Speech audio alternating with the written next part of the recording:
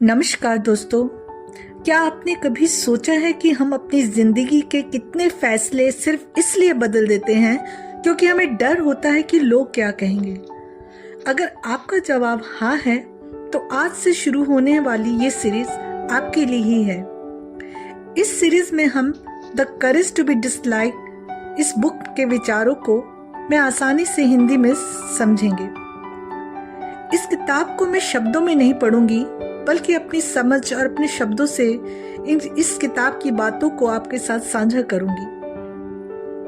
तो चलिए सबसे पहले हम इसके शीर्षक को समझते हैं कि the courage to be dislike का आखिर मतलब क्या है। इसका मतलब बिल्कुल भी ये नहीं है कि हमें लोगों से नफरत करनी चाहिए या जानबूझकर हमें ऐसा व्यवहार करना चाहिए कि लोग हमें पसंद ही ना करें, बल्कि इसका सही अर्थ ये है कि अगर हम अपनी जिंदगी में किसी सही बात को लेकर कोई कदम उठाते हैं तो क्या उसे कायम रखने का साहस उसमें है, चाहे हर कोई हमारी बात से सहमत हो या ना हो।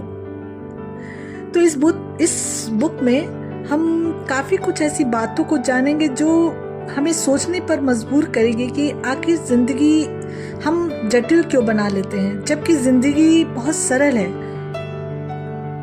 तो अगर हम जिंदगी का हर फैसला सिर्फ लोगों को खुश करने के लिए लेंगे तो क्या हम अपनी जिंदगी को जी रहे हैं या किसी और की उम्मीदों के अनुसार जी रहे हैं? हम सब चाहते हैं कि लोग हमें पसंद करें, लोग हमें रिस्पेक्ट करें, पसंद करें। ये स्वाभाविक भी है, ये नेचुरल है, क्योंकि हर इंसान अपने लिए अच्छा ही चाहता है। लेकिन जब यही चाह हमारी आज़ादी छीनने लगे तब हमें रुककर सोचना चाहिए कि तो ये जो बुक है इसमें हम यही कुछ बातों को समझेंगे जो हमारी ज़िंदगी को टच करते हैं।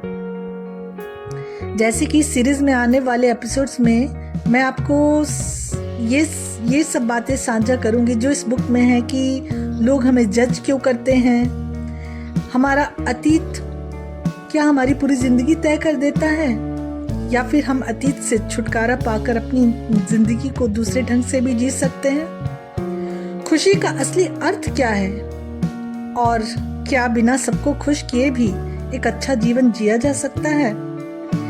तो इन सभी बातों को समझने के लिए एक सीरीज या एक एपिसोड तो काफी नहीं होगा ना। तो इसके लिए मैंने कुछ एपिसोड्स तैयार करूंगी जिसमें मैं एक एपिसोड में मैं एक पॉइंट को लेकर उसके साथ आपके साथ विचार साझा करूंगी। हाँ, कभी कभी मैं अपनी जिंदगी के भी तथ्यों को आपके साथ साझा कर सकती हूँ।